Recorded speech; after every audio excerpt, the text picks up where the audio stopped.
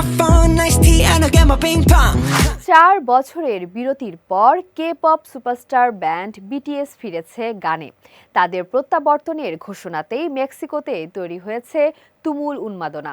এমনকি পরিস্থিতি এতটাই চরমে পৌঁছেছে যে মেক্সিকোর প্রেসিডেন্ট নিজে তার দেশে বিটিএসের আরও কনসার্ট আয়োজনের অনুরোধ জানিয়ে দক্ষিণ কোরিয়ার প্রেসিডেন্টকে চিঠি লিখেছেন।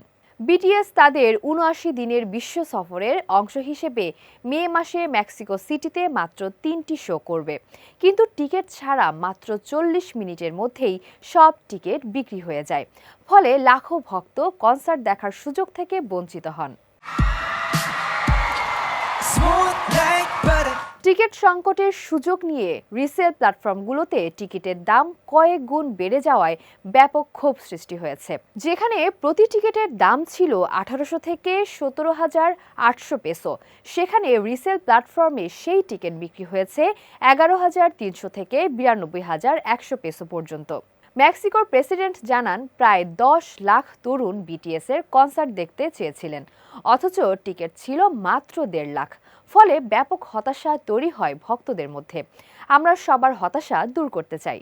বর্তমানে মেক্সিকো বিশ্বে কে-পপের পঞ্চম বৃহৎ বাজার। গত ৫ বছরে দেশটিতে কে-পপ গানের স্ট্রিমিং ৫০০%-এরও বেশি বেড়েছে। স্থানীয় আয়োজক প্রতিষ্ঠান নতুন শো আয়োজন করতে না পারার কথা জানালে তখনই মেক্সিকোর প্রেসিডেন্ট দক্ষিণ কোরিয়ার প্রেসিডেন্টকে সরাসরি চিঠি লেখেন। তবে এ বিষয়ে এখনও দক্ষিণ কোরিয়ার প্রেসিডেন্টের কার্যালয় বা পররাষ্ট্র মন্ত্রণালয় আনুষ্ঠানিক কোনো মন্তব্য করেননি।